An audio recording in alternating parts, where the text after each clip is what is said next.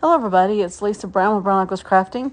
We're going to take one of the last few breadboards that I got from Dollar Tree, and I looked these up and I can't find them in stock anywhere, which is sad because I really do like them. They're actually called a wooden hanging board.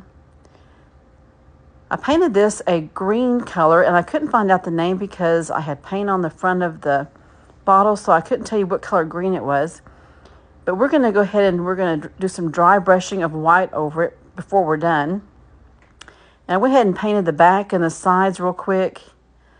And it's going to look really cute with our, and it really goes good together with our napkin that we're using.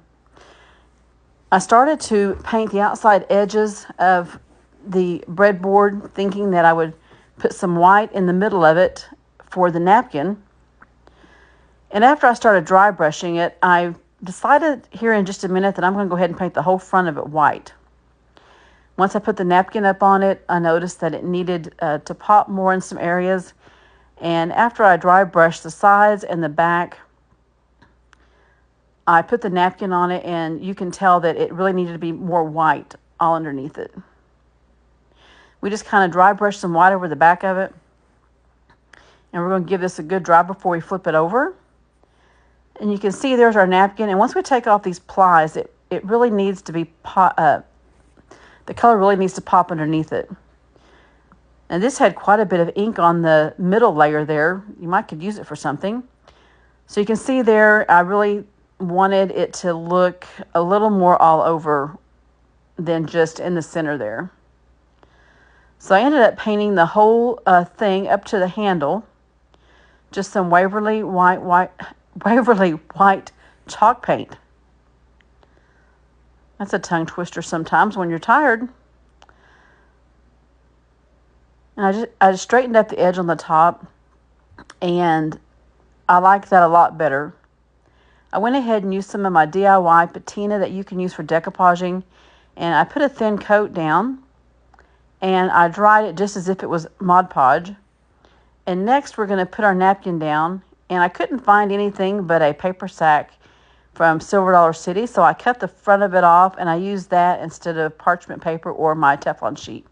And it worked just fine, so in a pinch, you could use a brown paper bag.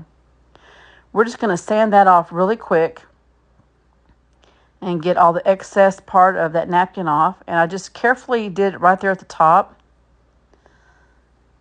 And we're going to put another coat of the patina on the top of it. And I went ahead and put some up on the handle and make sure I got all the edges of that napkin covered. We're going to give this a good dry. And I went ahead and got my vintage photo, and I've almost used it up. It's a little bit dry. I ended up putting some water on it to get just a little more juice out of this before I have to go buy some ink to put in it. And I just run it on the edges, distressing it just a little bit, so that it doesn't look so flat against the board. Next, I'm going to take some of the red and tan jute. I thought it would look cute against this green, a little more Christmassy. And it looks good with our little cardinal there. So we're going to wrap it around several times to make a break in between where that white and that green comes together. Then I'm going to cut it off, and I'm going to glue it in the back. And now we're going to use some of the greenery. Well, let me make this hook up first. This is what we do for a hanger. I loop it and put it through the front and pull it up. Now we're coming to the greenery. We're going to put our greenery on. This came from Hobby Lobby, and I used little tiny pieces of it. And I found a pin that has a picture of Jesus on it. And I thought that would be really pretty with this cardinal. I hope you guys enjoy this and have a great day, and we'll see you guys all tomorrow. Bye-bye.